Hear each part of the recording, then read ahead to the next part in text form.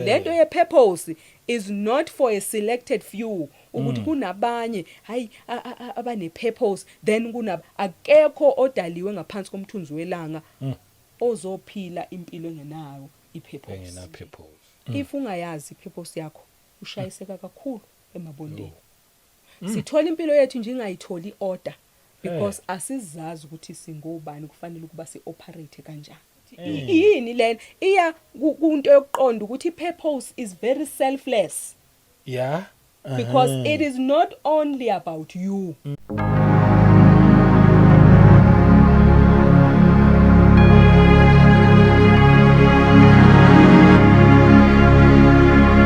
Welcome once again kwikota 2 Media. Igama lami ngomduduzi ngwakashabangu. Asibingelele umoya ongcwele khona phakathi kwethu, sibonge kuumusa abazalwane. Yabo nje masahlangana sishara lezi indaba lezi ezimnandi, siyayibonga Nkosi. Nawe usezwa uthi usizakele, sisakhuthazana, kufanele simbonge umoya ongcwele. Nginibingelele bangcwele kuyindawo zonke nje la kufinyelela khona le message sithi uJesu Kristu inkosi. Mhlawumbe uyaqala ukuhlana nale channel ngizothi ungashintshi ngayindawo la ekhaya sikhuluma umuntu kanye noNkulunkulu, indaba nje ezimnandi kuphela, asinakho kunye thina imigosi asinayo, umuntu nje noNkulunkulu nje kuphela nje ukuthi asibuyeleni back to God. Sibonge ngokuthi na subscribers siyawukhulisa umsebenzi, siyabonga nangokukhomenta kahle, siyabonga nokulike, siyabonga nje bazalwane kuningi enikwenza nama channel members nonke. Siyanibonga nje inkosi yanazi ngamunye ayinibusise nangemikhuleko kuningi okwenzwa abazalwane nonke, inkosi ingcini inibusise. Siyabonga nje ngendlela esimangaliso. As usually ngihlala ngingekho ngedwa, ngihlala nje nginabazalwane ngokuhlukahlukana kwabo. Namhlanje futhi konsisi wethu esimthanda kakhulu. Ngiyazi abanye mabembona bathi yo nangu sesimpume, siyajabula ngendlela esimangaliso. Angazi yena namhlanje ukuthi ubuye ngayo indaba yesabatha uyena ozoyiqoqa ukuthi sisaqhubeka lapho yini. Ne kodwa ke nje siyabonga, sibonga isikhathi sakho. Ngiyakusukela. Bakisukela ngempela. Siyabingelela Mr. Shabangu, sibingelele egameni lenkosi yethu Jesu Kristu, sibingelela nje kuwe kuqala. Nkosi asikwazi ukuqala ngathi sibingelela ukukhona bukamoya ongcwele ngaphakathi kithi. Sibingelele ke Mr. Shabangu, sithi siyambonga uNkulunkulu esasigcinile kwaze kwaba kalokhu. Bingelele babukeli bekota 2 Media eindaweni ngeindawo lapho bekhona. Sithi sibonga ukugcina esandleni somusa, sibonga uNkulunkulu osiholayo, sivikelayo, sihlengayo, osisizayo bazalwane kuzo zonke izindlela zethu zokuphila. Inkosi yami cha ngiyasukeleka ngempela namhlanje. Indaba yesabatha hayi cha, indaba yesabatha ngisayiyekile bazalwane. Kodwa cha, mangikusho lokhu ayiphelile indaba yesabatha. Inkosi sizosisiza, sisazoqhubeka nayo. Akuphoqwa lutho futhi kuphela nje senzani si-increase i-knowledge ngoba izwi likaNkulunkulu lisho njalo ukuthi uNkulunkulu akafisi kuba singabi nalo ulwazi, sifele ekungazini. Inkosi yomusa inibusise bazalwane. Amen. Hayi nami ngithi intanga amabomshi. Ngiyazi ukuthi ihamba ibe nocubo somewhere. But hayi mina indaba ngiyayizwa, mina ngifuna uqamba amanga. Amen. Mina ngiyimi ngumduduzi wakashabangu. Ngiyayizwa. Ngifuna uqamba amanga. Amen. But asingene kuleya namhlanje. Amen. Wena waziyo ukuthi ithini leya namhlanje. Siyabonga nje isikhathi sakho ukwazile ukuthi ufike nje ube khona phakathi kwethu. Abangakwazi eningamazi nje nonke nje ningamazi usesimpume, ngeke nje size siqala ukuthi ubani, usesijwayele nje. Abaningi bayamazi manje. Unobufakazi bakhe lapha ayichaza khona leqaleni, echaza nje ukuthi ubani kanjani, buhle kakhulu ngendlela esimangaliso. Njengoba elana ke nje ngiyathemba ukuthi inkosi imphathisile futhi another message ezosiza siumzimba kaKristu. Amen. Over to you. Amen. Siyabonga kakhulu Mr. Shabangu. Ngisalalele nje usho ukuthi inkosi ifuna lokhuyana, isiphathise lokhuyana nalokhuyana. Ngikhumbula nje ukuthi ibe khona lento ngisalungisa ngizalana ukuthi inkosi ngikhumbuza ukuthi kubalekile kakhulu ukuthi umzalwane endlalele indlela yakhe noma uhambo lwakhe noNkulunkulu mhlambe uma ngabe eyoxoxa nabantu noma eyodlulisa imiyalezo ethize. Engicabanga ukuthi kuma messages noma ama testimonies before amaningi abekhuluma ngohambo echaza ukuthi unompumelelo uhambe noNkulunkulu kwabanjena. Ngikhumbuzeka ke mawusho kanjeni ukuthi ke uyangikhumbuza umoya ongcwele ukuthi sidlulile ke leso sikhathi ngoba kuye kufanele ukuba sibe nayo ihistory yomzalwane ukuthi ukuphi la behambe khona nenkosi kwenzakalani kwanamagwincigwinci maphi kwenzakalani bajabula kuphi bakhala kuphi kwenzakala lokhuyana nelokhuyana kuphi ngoba konke lokho builds up impilo yomzalwane ohambeni lakhe ebudlalelweni bakhe noNkulunkulu. So ke ngizama ukuya impela ekutheni sizoshare imessage yebo kodwa ke ama messages nje amaningi manje usisinompumelelo ayawashare yilawo vele uNkulunkulu ayekade emkhulisa ekutheni afinyelele kuwona okungama messages uNkulunkulu afisa ukuthi sihlome ngawo as abantwana bakaNkulunkulu. Okushuthi ke sekungama messages ayizifundiso kakhulu ngoba isikhathi esiningi unganothisa nje ukuthi noma ngikhuluma noma ngikuphi isikhathi esiningi into engiyikhulumayo iyisifundo more than iba intshumayelo.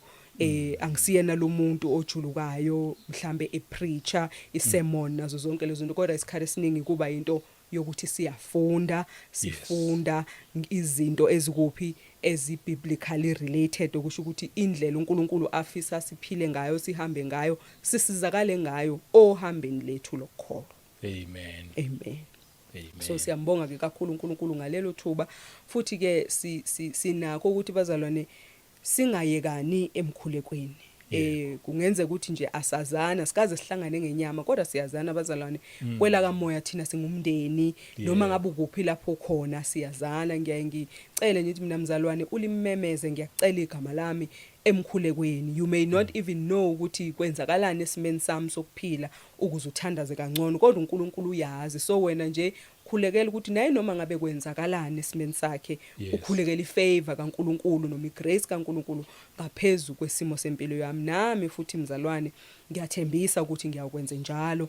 Mhlambe ngenze ukuthi on your side wena uyalazi igama lami mina ngilaze lakho kodwa ngiyokumemeza uNkulunkulu uyawufinyelela lapho ukhona ngaleyo ndlela yobe ngilide ukuthi ngikumemeze ngayo ngoba bazalwane kubalulekile kakhulu ukukhulekelana. Kakhulu singumzimba nje kaKristu kubalulekile kakhulu ukuba sikhulekelane and ukukhulekelana akusho ukuthi angeke ngikwazi ukumkhulekela umuntu ngoba angimazi igama lakhe lutho nani. uNkulunkulu uyasho nje ukuthi khulekela indawo yakho indawo eyukuthi ukhulekela umuntu wesifazane ukuthi makube nje endaweni eyukuthi khulekela iNigeria kuloko kwenzakalayo kuyona nazo zonke okusho ukuthi as I pray over that country ngaphezulu kwaleyo impilo kwenzeka kubo lezi zinto na kanjani each and every individual kufanele ukuba athinteke ngalomkhuleko uyathinteka.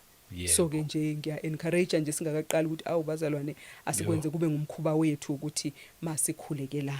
Ziningi kakhulu izimpi zolungileyo njengoba izwi lisho kodwa uphinde yena ubabasho futhi ukuthi ke yena uqobo lwakhe uyasinqobela bazalwane zona zonke. So ziyawunqotshwa ke mzalwane wami uma ngabe umile esikhaleni ungimele nami ngiyakwenza njalo. Amen. I message ke namhlanje bazalwane njoba ngisho ukuthi kuyizifundiso I subject engicabanga ukuthi isikhathi esiningi iyaye iphume olimini lami uma ngabe ngikhuluma mhlambe noma ngitestify noma ngenze njani okuyi subject Mr Shabangu ebalekile kakhulu empilweni yomzalwane. Umzalwane ngamunye each and every individual nje ozelwe ngaphansi komthunzi welanga ibalekile kakhulu le message ngoba wonke umuntu uthema eza la ezweni lasemhlabeni akezanga nje ukuzokwandisa isibalo noma akathanga nje uNkulunkulu hayi yasengifisa nje ukueda ebantwini ithi ngiede nje nangale male nangale female le kodwa nje angazi nokuthi ngifuna ukuthi izoba ubani yenzeni iphile empiloni akaze kwenzeka. So kusho ukuthi wonke umuntu nje ozelwe ngaphansi komthunzi welanga une purpose azele ukuzoyenza noma ukuzoyifulfilla kuphi khona endaweni yasemhlabeni. So ke sikhuluma nje ngepurpose okuyinto kufanele kuba bazalwane siqaphele ukuba uNkulunkulu asisize kuyona sikwazi ukuyidiscover ngoba iyona ekwazi ukuthi isisize ukuthi sibe aligned newill kaNkulunkulu la ngesikhathi sisahamba kulolu hambo lwensindiso. Yebo. Noma kulolu hambo lokuphila ngoba ngisho umuntu nje engasindiswanga ukudalwa kwakhe nje kune purpose. It's just that yena akaze afinyelele eqinisweni ke manje lokwamukela uJesu Kristu ukuze azofumana i-identity yakhe ebese mase efumana i-identity yakhe ezothola ke manje ukuthi hayibo yini elindelekile ngami kulomzimba noma kulombuso kaNkulunkulu ngoba wonke umuntu unegalelo lakhe kuphi khona in this kingdom. Amen. So siyawuvula nje ngezwi esingeke silivule ukuyilona nje engifisa ukuthi siqale ngalo ukuyilona zwi nje elihlala lisenhlizweni yami. Ngiyathemba abazalwane sebeyokwazi ukuthi hayi alisali lelizwi uma ngabe ezokhuluma engicabanga ukuthi mhlambe vele uNkulunkulu wakwenza ngamabomu ngoba efuna ukuba sinamathele kakhulu kulento yokuqonda indaba yombuso nokuthi bazalwane singobani embusweni sibaluleke ngani embusweni nokuthi yini role yethu embusweni. Incwadi kaMathew 6:33 bazalwane la lithi khona asifuneni umbuso kaNkulunkulu nokulunga kwawo ikhona ke nokulunga kwakhe ikhona konke lokho kunye kuyawuneseselo. So ke sibizeleka ke kufuneni umbuso kaNkulunkulu. Impilo yethu nje ithi bazalwane masifune umbuso kaNkulunkulu kuqala. Sengikhohlwe ukuthi ifaka ukuthi kuthiwa masiufune wona kuqala bazalwane ngoba ziningi ezinye izinto esizozifuna kodwa masenze sure ukuthi we prioritize umbuso kaNkulunkulu kuqala. Yes, and then ke bese lokho kunye ke sesingakufuna ke kodwa sesikufuna sikuphi sivele sisembusweni sikhanyiselekile ngombuso. Amen. Ibalekile into ye purpose bazalwane ifanele ukuba sishone lapha ya kuJesu Kristu uqobo lwakhe bazalwane. Kahle kahle uNkulunkulu une purpose yena himself. Une will, unentando yakhe neplan yakhe ngomhlaba noma ake ngithi mhlamba ke seyomhlaba sithi for humanity umuntu nje. Yes. So okusho ukuthi ke yonke into ayenzile nokufika kaKristu nako kwaphinde kwazohamba lapha ekutheni uqhubeka kulowo mgudu wokuthi ke kufanele ukuba ipurpose ibe fulfilled esenhlizweni kaNkulunkulu kanjalo iziyoba fulfilled nangomuntu ke manje oyawukwamkela uJesu Kristu as their Lord and Savior. Yebo. Ngiyacela Mr. Shabangu sivule lapha yana encwadini kaLuke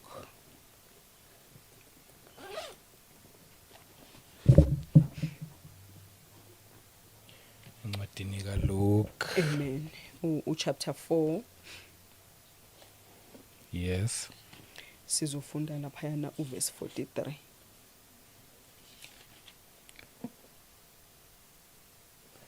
Luke 4 verse 43.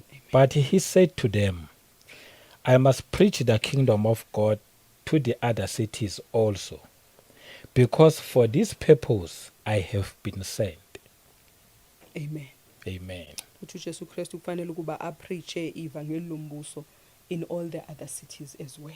Yebo. Okusho ukuthi ngaleso sikhathi ekhuluma lapho kusho ukuthi waye kwenye city. So sekufanele ukuba suke aye kwenye city ngoba wonke lama cities ayayidinga ini i-preaching ye-gospel yombuso kaNkulunkulu. Umbuso yebo. So i-primary purpose yakhe i-reason yakhe yokufika kwakufanele bana kanjani amemezele ngombuso kaNkulunkulu ezweni lasemhlabeni, which leads us to say ngempela kwakukhona konke okwakukhona ngalesiya sikhathi sokuzalwa kukaJesu Kristu kusho ukuthi kwakukhona iform yokukhonza kwakukhona ireligion. Yebo. Kodwa ke manje kwasekufuneka into ehlukile ezokwazi ukuthi ialign umuntu newill noma ipurpose kaNkulunkulu. So that is why Jesus Christ had to come ke manje in the form of umuntu wenyama ukuze azokwazi ke manje ukuzophila adlule kuyo yonke imigudu yokuphila yomuntu kungabi uspiritual kuphela ngoba uma injala yizukuphelela siyawukwazi ukuthi sizithethelele kwezinye izinto zenyama ezenzekayo kithina enyameni ngokuthi sithi hayi uJesu Kristu yena aka-understandanga akabazi ubuhlungu noma ukusafarisha kuphi enyameni. He only knows the spiritual side of things. Amen. So ke i-purpose nje of his was i-existent yakhe kwawukuthi agijimise ke le lontuzana lelivangeli lombuso kuphi khona emhlabeni wonke jikelele. Aligijimise kodwa kuqala lapho hayi lokho kuphela kufanele ukuba aligijimise abese phinde ke eba uyena muntu ke okwazi ukuthi ngaye likwazi ke manje izwe ukuthi lenze njani lisindiswe liphenduke koneni ebese ke li receive ini bazalwane ukuphila okuphakade. Ithi into the purpose of Jesus Christ was to save humanity from sin and also to provide eternal life through izimfundiso zakhe through sacrificial death yakhe and through resurrection. So ufika uyashumayela ngombuso osufikile ngenxa ukuthi yena esefikile ngoba waqala lapho umbuso and then ke bazalwane usenzani ke manje akwazi ke manje ukusave ke humanity from isono ngokwenzani ngokuthi asifele bazalwane. He had to die ekufeni kwakhe akagcinanga lapho and then he had to resurrect bazalwane. A sacrifice lokhu kufa kwakhe was a sacrifice. Ebese ke manje yafa aphinde ke bazalwane besenzani abese yavuka ke kupheleliswe ke manje ukuthi kuthiwe umuntu has been redeemed from sin noma umuntu is receiving salvation through leyo mpilo ka Jesu Kristu. He came to seek and to save the lost. Wayezomfuna umuntu olahlekile.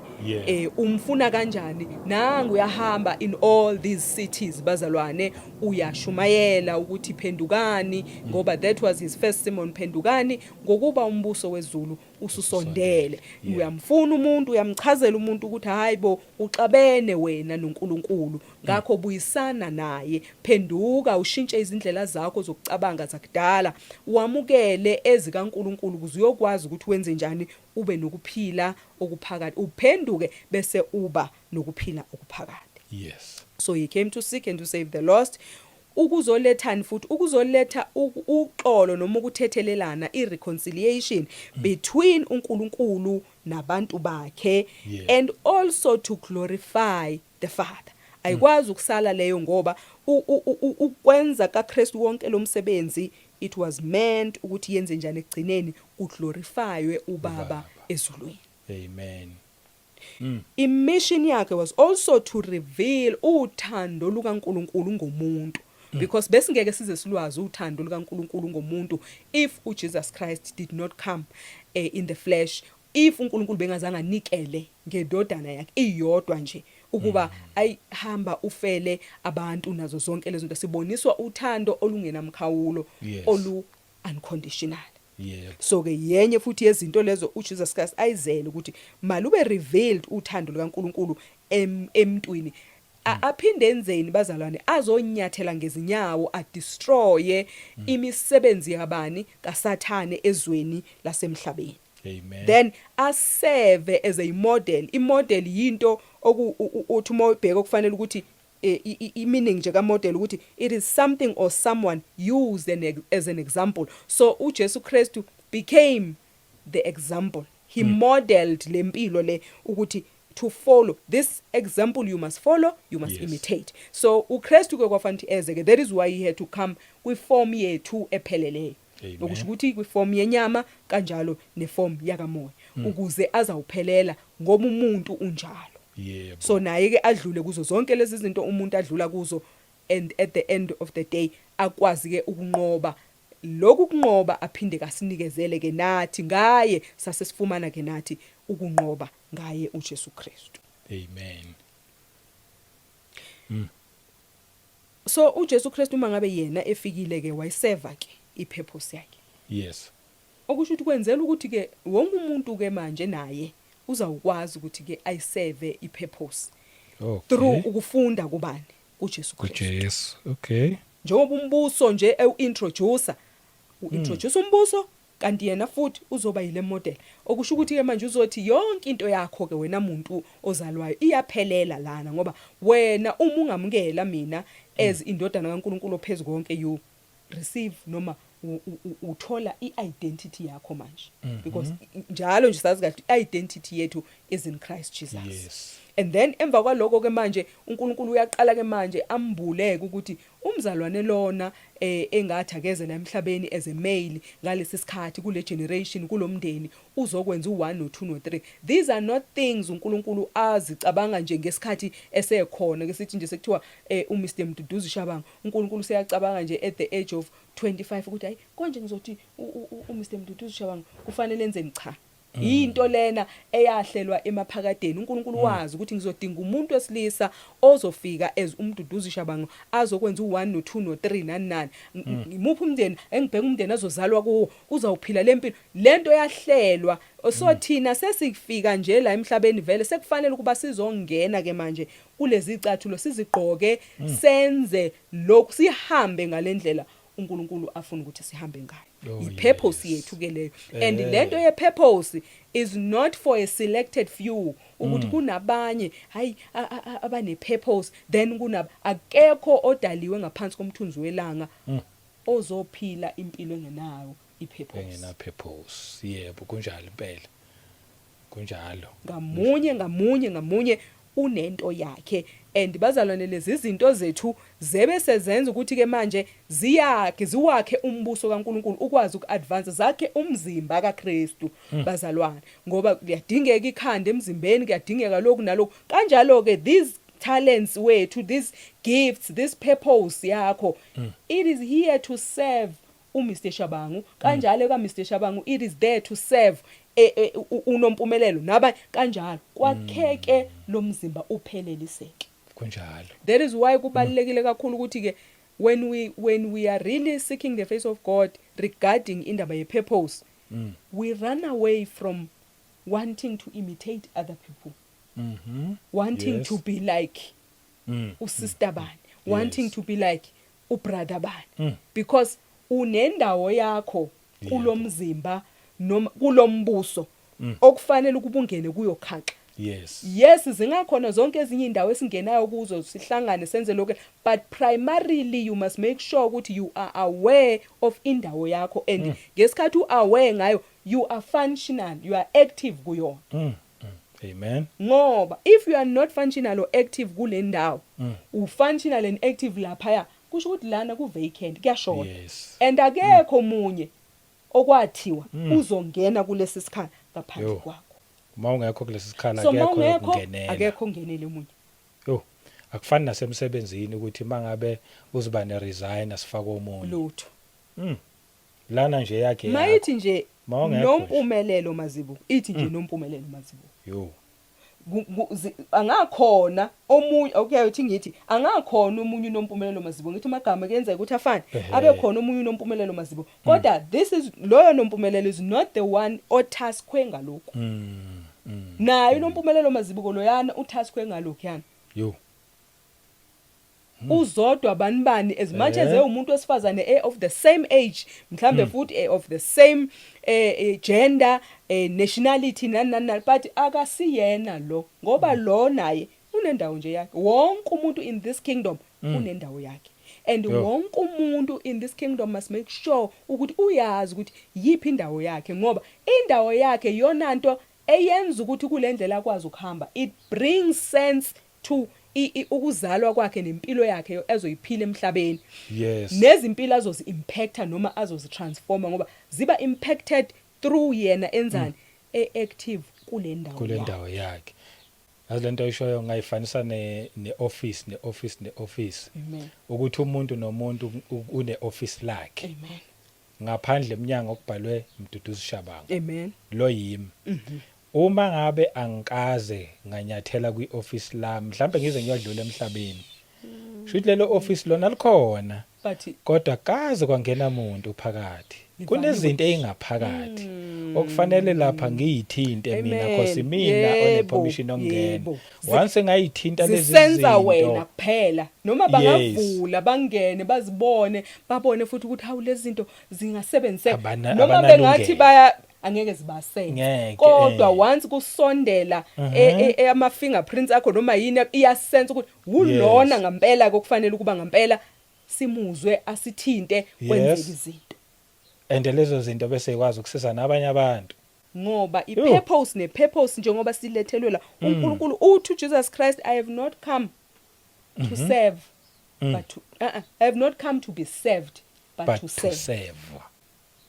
Okusho ukuthi ipurpose yilento leyenza ukuthi Mr Shabongo sikwazi ukuphila ngokuthula sonke la ezweni lasemhlabeni sikwazi ukusizakala kulento uNkulunkulu akunikezele yona ngoba kwesinye isikhathi kunalento esiyibona ngazathi ipurpose ukuthi sazi ukuthi mhlamba ake ngenza isibonelo kuthiwe angithi kunama gifts of the spirit sazi nje ukuthi hayi abantu bepurpose yilabo abantu labayana esaziyo ake ngithi nje mhlambe ngabali fivefold bese kuba ama gifts angithi khona ama gifts lapha kubani book of Corinthians sitshela ukuthi yilabo bantu nje kanti cha umuntu nje wonke has been called here on earth to live impilo ye-purpose.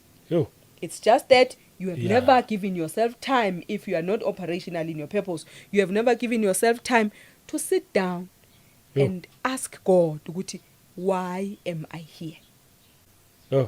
And ubala indaba enkulu futhi mawukhuluma indaba yokuthi to serve. Because uma singaseva sonke akekho yoba ngisomunye somewhere because all we are serving. Ngoba washinto powerful Mr Shabango. Ngoba lento yokuthi nawe you are serving in your own sphere noma sector onikezelwe yona. Ayikwazi ngisho ukwenza ukuthi ube envious of Mr Shabango serving in his own sector. Yebo. Ngoba wena unikezelwe ukuthi wenze njani uflourishe kule ndawo onikezelwe kanjalo naye wanikezela ukuthi akaflourishe kule ndawo so lezi zipho ke le purpose yenzani iya complementana so it is a set story if ever kutholakala ukuthi usinompumelelo becomes envious of i-purpose yomunye umzalwane kungaba wesilisa noma wesifazane because uNkulunkulu uba confused ukuthi kungani eba envious of that which I placed kunonjabulo whereas le okwakhe ngimnika kona akakwenzi nompumelelo.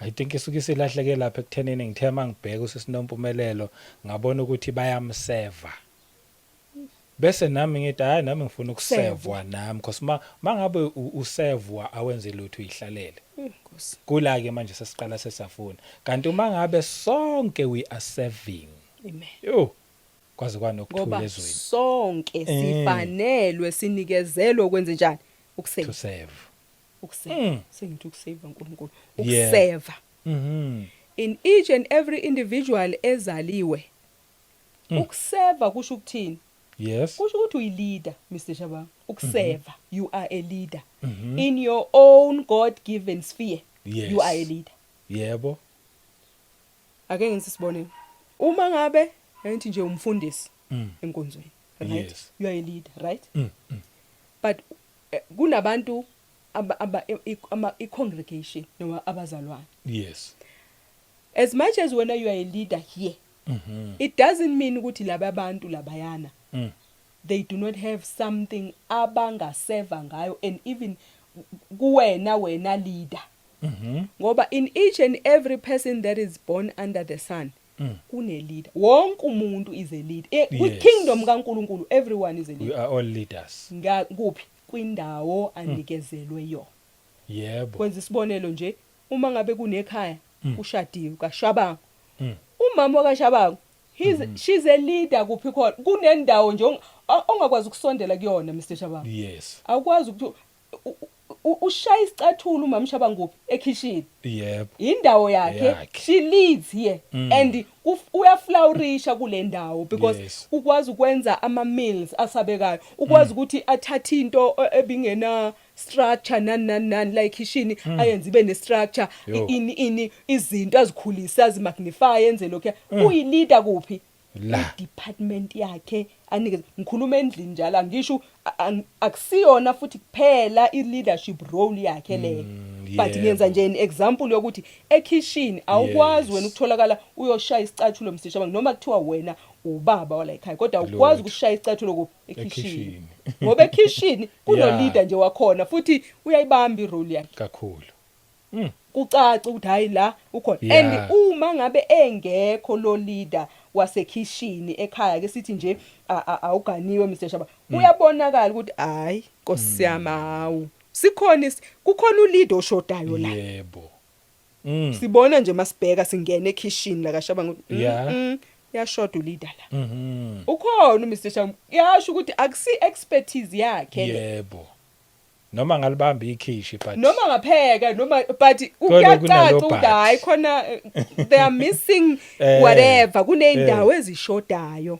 zidinga bani umuntu onikezelwe le ndawo so uNkulunkulu ngathi angasiza ke siqonde ukuthi in each and every person ozaliwe kufanele ukuba le leader le iserve yebo uthi uJesu ngelinye ilanga abafundi emva ukuthi baxoxela ukuthi uzohamba uzofika isikhathi sokuthi ahambe abaxoxe naye kodwa bakhuluma amongst themselves bathi akusho ukuthi nje behamba nje okuyinto ehlala iyinkinga kumuntu ukuthi umuntu uyathanda ukuthatha indawo ngathi ukuthatha icontrol nani bayabuzana ukuthi hayibo ubani pho osezosiphatha nani nomunye uyabuza ngiyacabanga ukuthi njengoba bebuzana kanjalo nomunye uthi ayimi engafuna ukuba yileader yimi engafuna nani uJesu Kristu uyabezwa ngithi usethi hayi yazi ngiyanizwa ukuthi nikhuluma amongst yourself ukuthi who is going to be great amongst you nani ngoba loyo phela kushuthi leader uthi ke kodwa uthi nginixoxela imfihlo yokuthi loyo one desire yokuba mkhulu kini ukuthi abaphathi abanye kufanele avumele ukuthi bonke laba abanye banyathele phezulu kwakhe okusho fanele njani fana save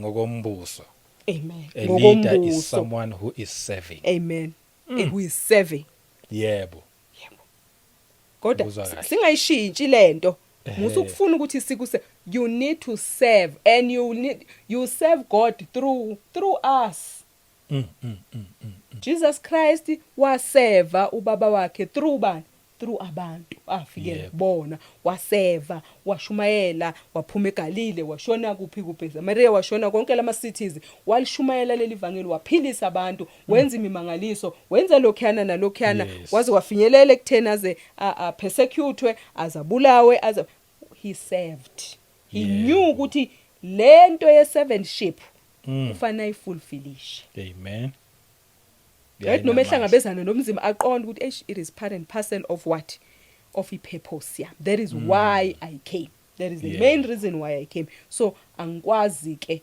ukuthi ngenzele bani ubaba wamphansi because he entrusted me with this so sonke we are entrusted with something awuthembeka kulento o entrustwe ngayo diligent kulento o entrustwe ngayo ayikho futhi into encane une omunye ayi mhlawumbe uyi-intercessor athi umuntu hayi i-role ye-intercessor akekho ngibonayo obani hayi naku bami emapulpiti bayakhuluma naku bayo maphama mina nje ngikhuleka nje akekho recognize hayi futhi lento baningi abantu abakhulekayo noma sikhuleka enkonzweni I'm not singled out ukuthi ngibonakala ukuthi hayi mina nami ngishayelwe izandla mntaka baba excel and flourish kuleyo ndawo onikeze ayikho futhi uyabona nje when you are an intercessor bazalwane ubokwazi ukuthi uwena obamba intambo zokwenzeka kwezinto abantu bathi besukuma bemapulpit abantu bekwazi kwenzani nokwenzani bephuma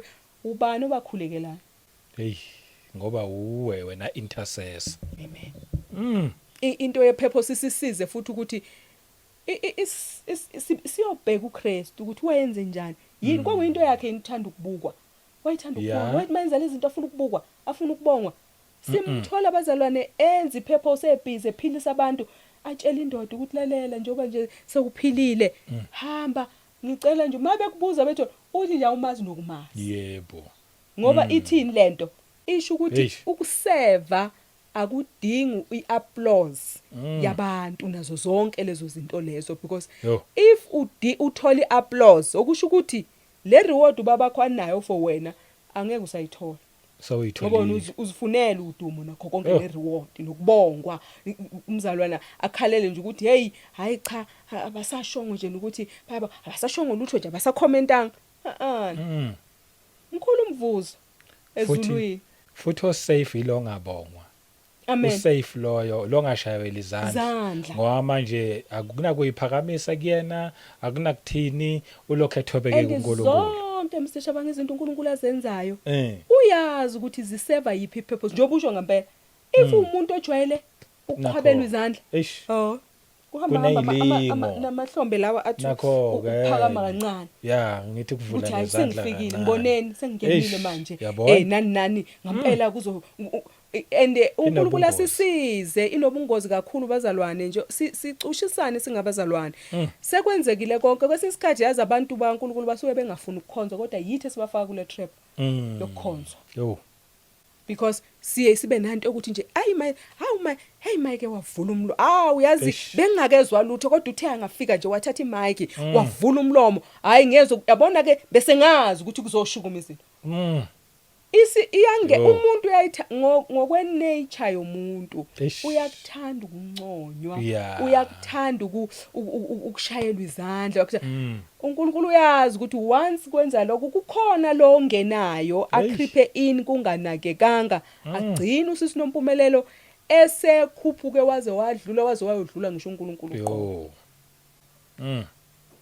sekubona umuntu ingxoxo yethu izosuka ibe yinde kakhulu amen sibona lapha yana incwadini kaJob bazalwane uchapter 42 verse 2 uthi uJob bazalwane exakekile lapha yana zimphethe izinto edluliswa kulesi simo edluliswa kuso uthi ngiyazi ukuthi ungenza konke alinakuvinjwa icebo lakho kuyaluyiwa ke nepurpose necebo lomuntu ezweni lasemhlabeni kodwa kufanele ukuba sazi ukuthi umuntu omayo nokunikeza amandla ukuthi unqobe kwi-purpose yakho uNkulunkulu uqo noJesu Kristu njalo siyamuza ehlale ememeza kubaba ukuthi ngicela ungisize khona la ezefinyelela khona ethawu angazi ukuthi besingedlule yini lesisitsha kodwa intando yakho mayenzeke so kusho ukuthi uNkulunkulu uyena ophethe intambo la nokwazi ukuthi akustrengthenishe for you to be able ukuthi wenze njani to carry out this purpose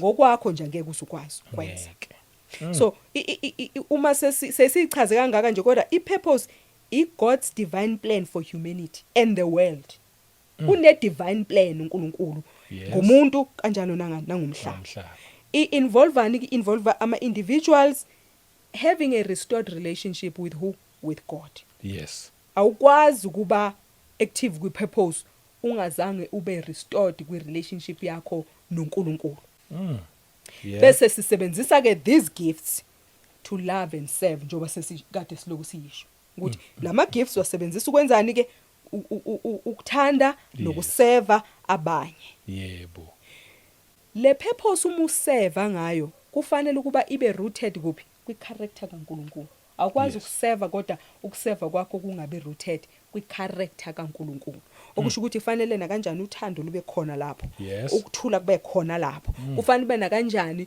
i-compassion ibe khona lapho i-patience i-humility ibe khona lapho ngoba yini leyo i-character kaNkulunkulu fanele i-holiness ibe khona lapho that is who God is he is holy fanele kube ne-righteousness kaNkulunkulu khona lapho ngoba that is who our Father is. He is righteous. In all his doings, he is righteous. Akusiyona i-accident bazalwane ukuthi you just bump into your purpose ukuthi along the way as you were moving you then bump no into intentionally which is a design from the beginning njoba siyesasho leading to a life of what of fulfillment through i-alignment ne-will kaNkulunkulu.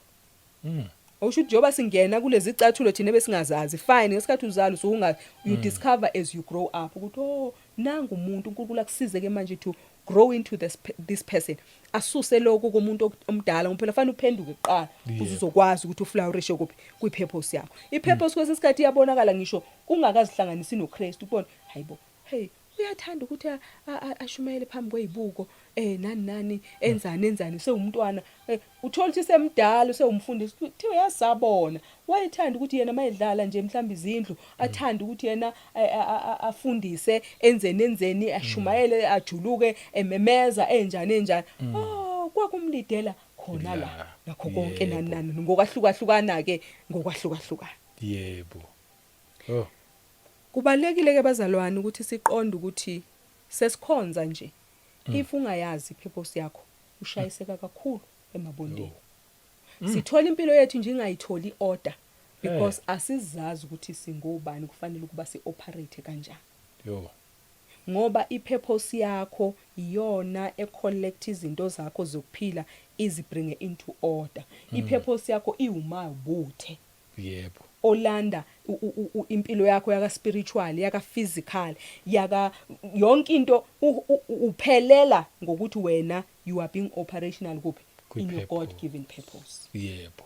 So kwesinye isikhathi sizibona sizwe kunalesi sikhala esingagcwaliseki usabathe uthi yazi ngiyazenza kodwa manje ngiyazi ukuthi khona into eshodayo I am not fulfilled. It is because kushoda lento ye purpose. Ngoba once wayibamba lento ye purpose ulala nakamnandi ebusuku ngoba uyazi ukuthi yini efanele ba ngiyenze uNkulunkulu akudirect uyenze kanjani akusize uhambe bazalwane wenzeni userve abantu bakhe uNkulunkulu izimpilo zibe transformed zibe impacted ngokwahlukahlukana. Yebo. So masikhuluma ukuthi lama purposes ahlukene mhlambe wena samawu uNkulunkulu kubizele nje ukuthi yabona lo ngizomenza ukuthi asebenze kahle abe right. I want this woman or this man to be a kingdom financer. So whenever la kufanele ukuba kube neimali eyifakwayo in the kingdom ngiyazi ukuthi ngithinta yena. You must flourish in that department eyakho yona onikeze. That is why wena you were born. Yebo. Ngozwa kahle.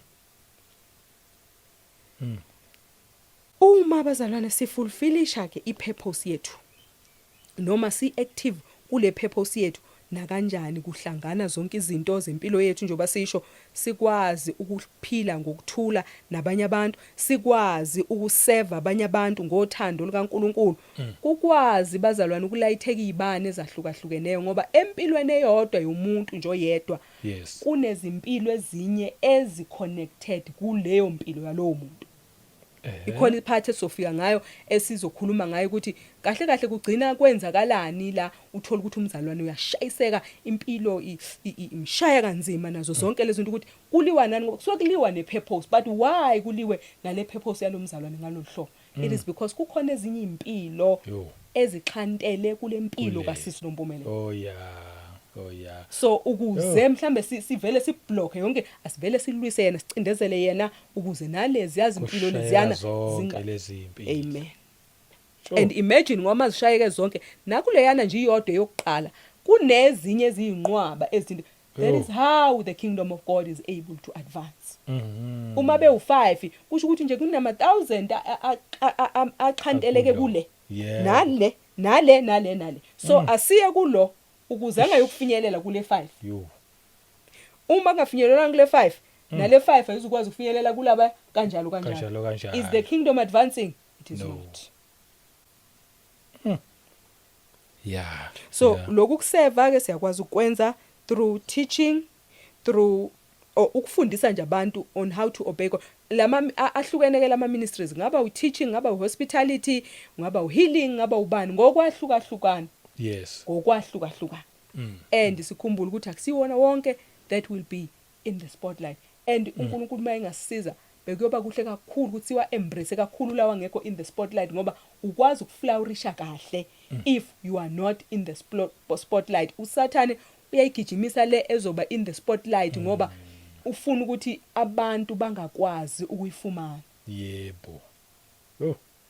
Ngikuzwa kahle. Slow siphinde nje ukuthi ayikho ipurpose enjani encane kuneyo noma less important in the kingdom of God than another one. Yebo. So Yo. wonke lama purposes abalulekile ngayinye. Siyabona ngisho kubafundi ukuthi nomunye ubekwazi ukungena kuloko, nomunye angene kuloko, nomunye angene kuloko kanjalo bese kwakheka kahle le body le kaJesus Christ. Yebo. Izwi likaNkulunkulu ke liyasifundisa ukuthi ama individuals umsebenzi wezandla zikaNkulunkulu ngithi created were in Christ Jesus to do good works which God prepared in advance for us to do. Ngiyacela nje sifunde, ngiyacela Mr. Shabang sifunde lapha yana incwadi ye Ephesians 2:10. Ifundeka kanje.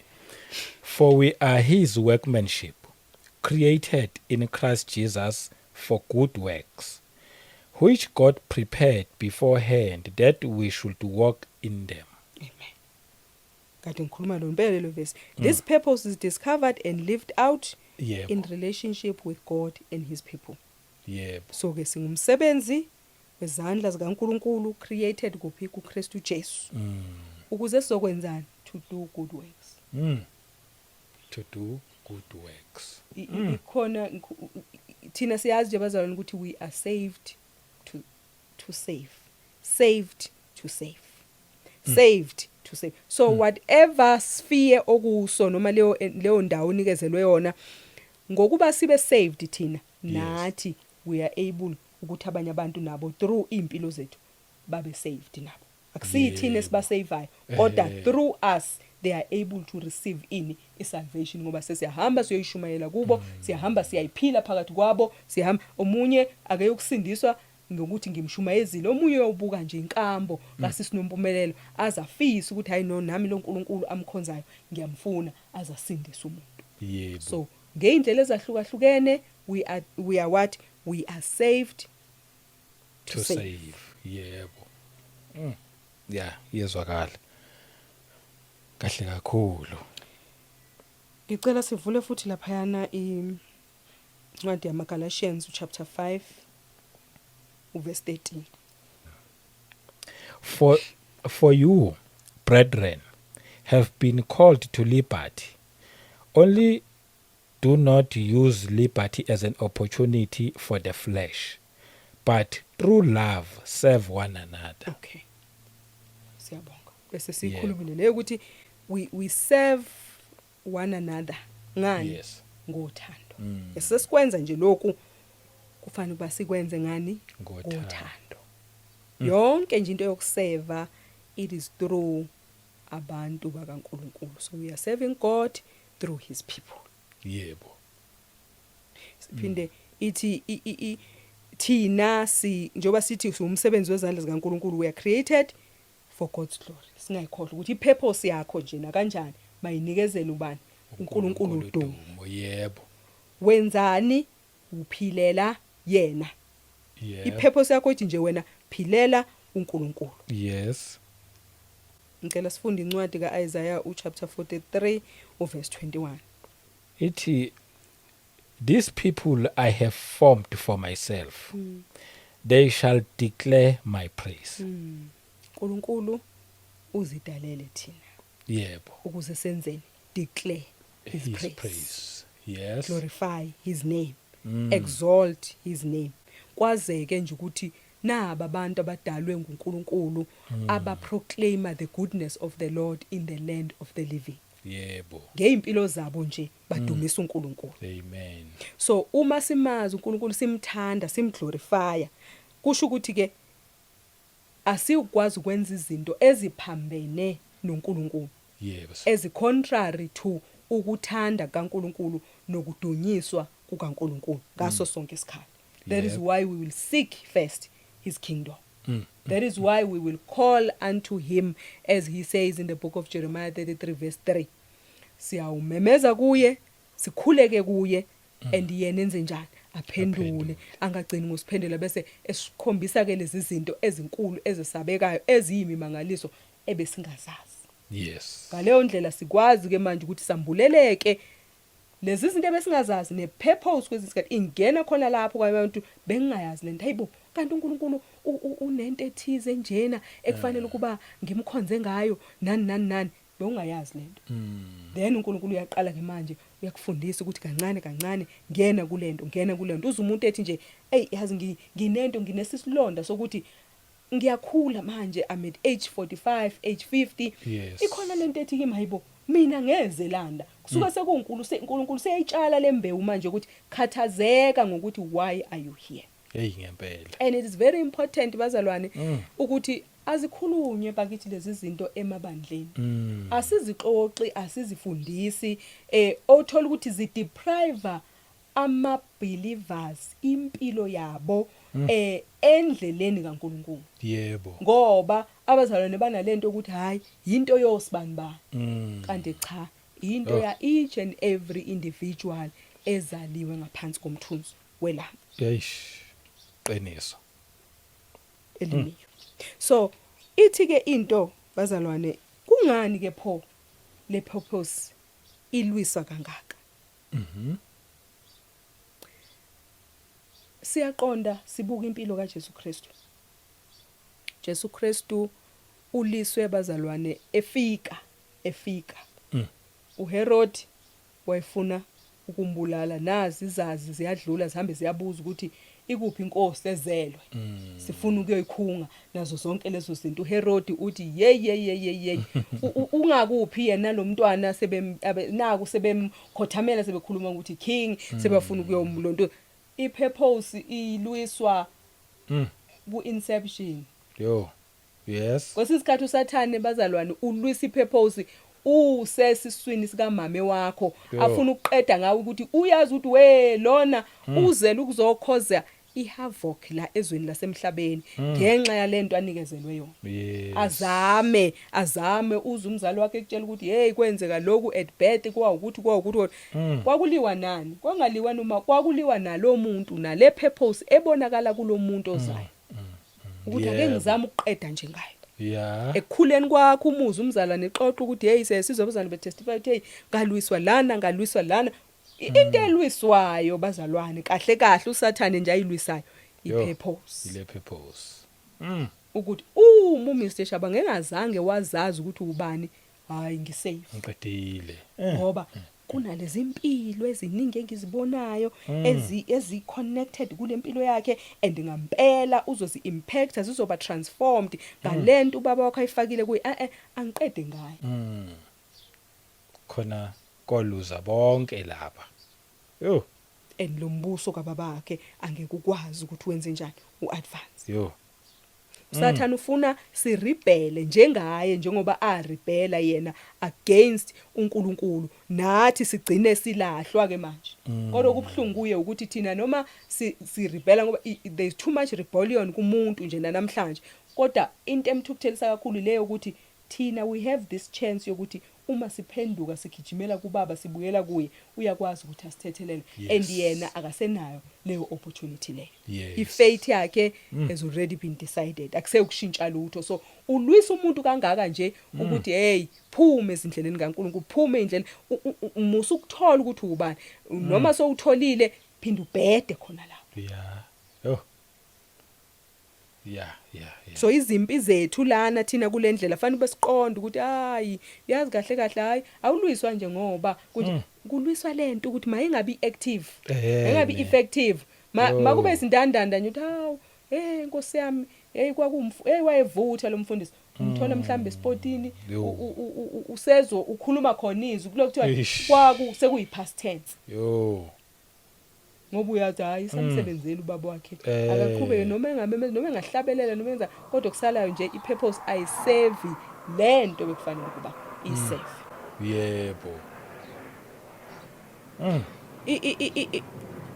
ize lento kwinto yokuthi sibona abantu behlangabezana okay ake ngithi mhlambe kukhona labantu ababa mhlambe emehlweni ethu noma ake ngithi labantu laba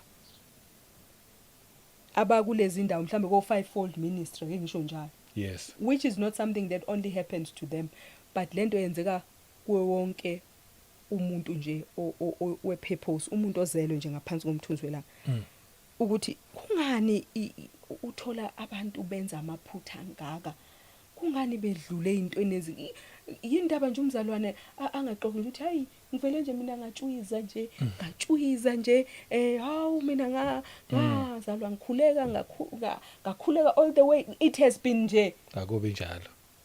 kungani Hey, kungabi njalo. yeah, So ifunela ukuba siyithola ukuthi ithini le. Ithi ke lento uJesus Christ himself azalwane was tried many times by the devil. yeah, Yaluyiswa ipurpose so that he may not be able to do what the will of the Father. If he ended up giving in bazalwane, ngaba zange thina sifumane insindiso. If he gave up, we will not be able to receive his salvation esinayo namhlanje. So okusho ukuthi njengaloku uKristu abambelela wa understand ukuthi this is an assignment and the assignment le it must be fulfilled. This is a mission that I need to accomplish. Kusho ukuthi nathi kufanele ukuba si adopt the very same mentality yokuthi ukhona umsebenzi ofanele ufezwe la. Lento njengoba ifika lezi izimpi njengoba zifika nje zizolwa nalomsebenzi kuba mawungafezeki, so I can't allow that. Ukuba kwenzeke. Kodwa futhi awuzukuzivikela ukuthi kungenzeki wena. Ukhona ozokusiza vele umnikazi wendlela ukuthi wena ukwazi ukwenza njani ukunqoba.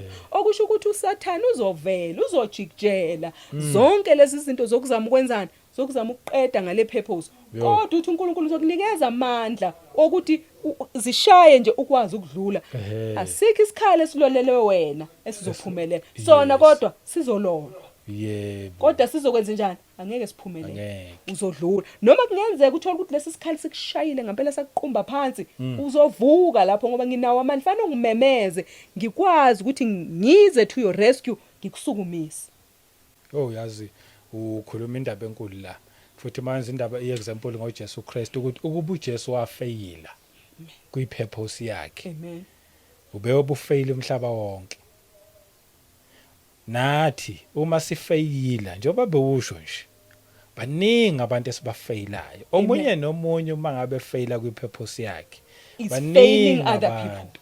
So yebona then ikhomba lento ukuthi yini lena iya kunto yokuqonda ukuthi i-purpose is very selfless. Yeah. Because it is not only about you. That is why i-gospel kaJesus Christ is not about us. It is about him. Because uJesu Christ uze kuzofeza assignment newill kaBaba wakhe. Yes. Through yena enza njalo nathi sanikezelwa amandla through yena ke manje uJesus Christ ukuthi nathi sokwenza njani sizofezekisa iwill kaNkulunkulu. Sure. So uma sifeyila njoba dengisho ukuthi if you are not active kwi-purpose yakho, you are depriving us. We are feyila lapho.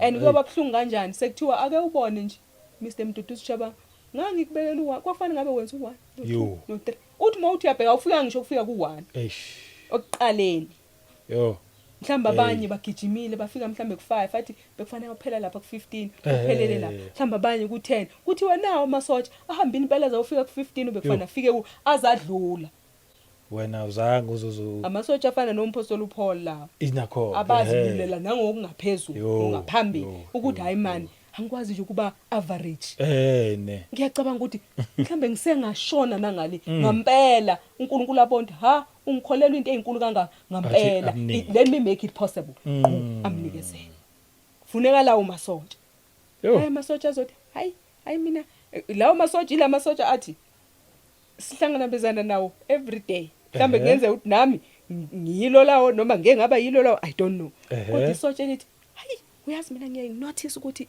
uma ngikhuleka ngizinikela ngingena kakhulu emkhulekweni hayi izimpi zingishaya ngapha nangapha ngingabe ngisakwazi nje hayi bazana ngizokhuleka nje ngithi ukubuya nganene khona nezimpi izobuya nganene and iqiniso ngempela if ubuya nganeno zizobuya nganeno nazo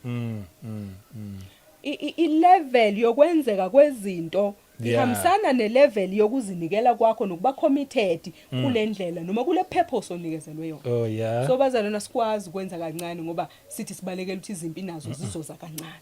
Asiyibalekela izimpi azize ngobuningi ngoba zahlulwa futhi nalezo zimpi. Nakho nje komnandi. Okwethu nje is to go through. Indaba ukuthi nje we must go through. Asikwazi ukuthi he went through nathi ke we must go through. Yebo. Uma yena wanqoba nathi awusinqobeli futhi usunqotshelwe kahle kahle. Go through thwala ke lesiphambano ngoba nawe kukhona izinto ofanele uzizwe. Zizokwenzani lezi zinto? Ziyakukhulisa, ziyakuthatha, ziyokufaka ube much better, wiser and much strong. Yebo. Hayi bakithi ngathi singayivala khona la.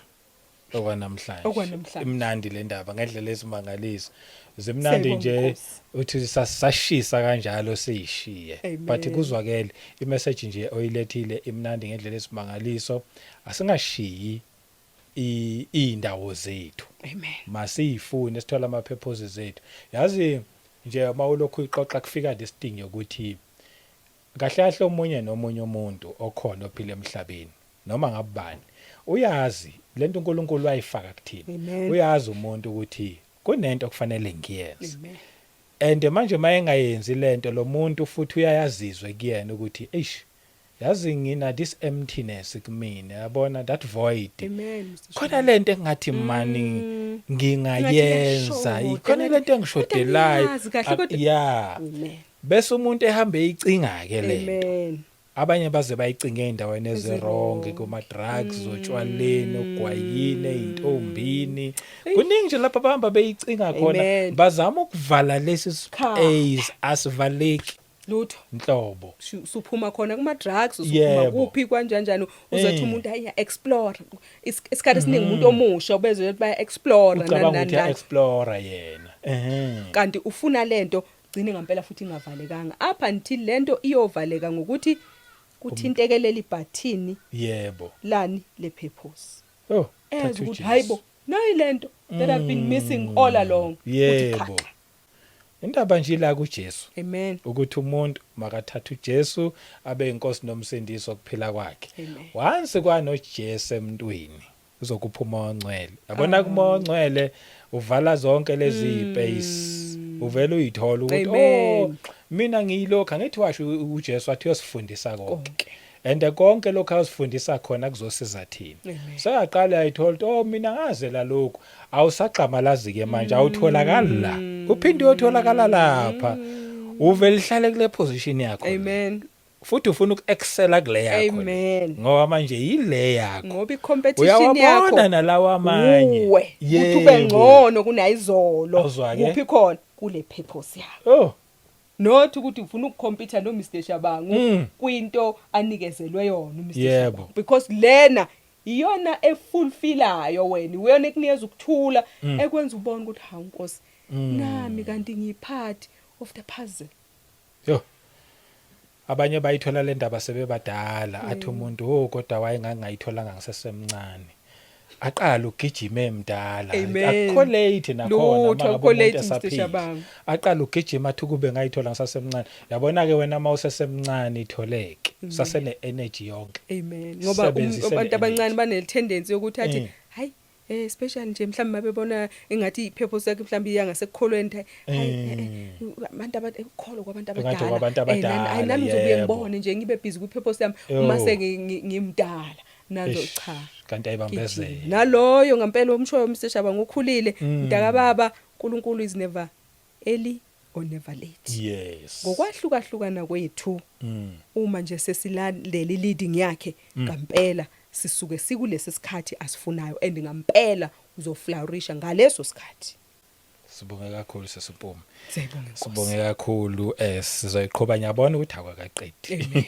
sizoyiqhubha inkosi nje isiphe lo musa loyo sesiyivala nje le ndaba sesiyikhulumile le yonke le purpose enhle ozena ngendlela esimangaliso ngithi angidlulise nale yazi ikhona lento nasesimpume nazi ikhwama la angisondeza la iduza nonke bayibone kahle ikhona lento yokuthi SCT masikhuluma umzalwane akayosebenza. Amen. Vele kunjalo. Nje. Masisebenzeni bazalwane singafuni iminikelo ngendlela ezirong. Nkosi. Eminye ke emsebenzi iyo le bazalwane nazi ikhwama anibheke izinhla kanjani nayibona izinhla kanjani bazalwane zinhle lese sabantu besilisa ufaka iBhayibheli lakho ngaphakathi ugaxe ube muhle yabona nje uhlonipheke liyaluleka nebhande libe lide ukwazi ukufaka kahle lana ngisho uhambe edaladini lapha yana eJohannesburg nje hawu singaphambili lana akekho kwazi ukuvula oziphi bakhe akhipha izinto la hawu amen yazi iBhayibheli lambe ngihlala ngiligoqa ngeplastiki njalo ngihambe ngiyesontweni amen yazi iphelileke leyo nto leyo ngoba sesithola indawo emnandi ezokwenza nokuthi ne-wallet mungafuna uyifaka ebhlukweni uyifake la esikhwameni whatever edingakalayo hawu iyangena lana izinto mhlambe ezisebenzayo lapha ngesikhathi usuke endlini uyoshutha umsishaba uyafaka la yebo amen kanjalo futhi no mama akusona lesi kuphela yebo inhlobo ngeinhlobo eziningi kubazalwana abanayo inamba yami bayayibabone nje ngifakile ngiadvertise hayi Mr Shabanguke ukhetha ukungenzela nje national advertisement ukuthi nje sikhona bazalwane futhi ke bazalwane njengalokhu ipassion yami ikhona ngapha kuNkulunkulu hayi nginayo ke futhi passion ngapha bazalwane ekwenzeni umse ngoba this is what puts food on my table bazalwane so ke hayi ke ngiphatha nje equality bazalwane not into ozothi uyithengile kususi nompumelelo ufisa ukuthi hayi ngicela sihlangane lapha ku small ngelilanga uthi uyafika uthi uyabona yini amabhanda adlubhukile kwenzeke lokhu cha bazalwane kholele kutheni masiphathe into ezawusigcina silondoloze kahle izinto zethu kuphephe kube kuhle kuqoqeke nje konke bakhona bazalwane awesilisa awabesifazana Siyabonga sesimpume ukuthi awusona isisebenzi nje esithi masiqeda nginikeleleni uthi ngiyasebenza abazalwane ngisupporteni kulomsebenzi amen bazalwane bona support kulona usebenzile mntakaNkulunkulu usungakwenza nje nalokho kominikelo eminye kulungile makuvuma inkosi kodwa lona nje ngoba uzuthi umpostoli Paul bazalwane ongasebenzi makangadli ngiyathanda nami bazalwane ukudla ngakho ke fanele ubama ngisebenze bakuthinte kuphi whoever ofuna ikhwama ofuna nje ukuthinta mayelana nendaba esikhuluma ngayo akuzona ke ikhwama kuphela abazalwane kuningi amen kuningi khona namakhodi kuningi yazi ngiya-advertise uyazi namhlanje qedelele amen ngiyabonga kakhulu Mr Shabangu office ukungithinta nje ngabe komsebenzi kaNkulunkulu yiwona uhamba phambili bazalwane for my reason for living ngiyatholakala bazalwane kwinamba u078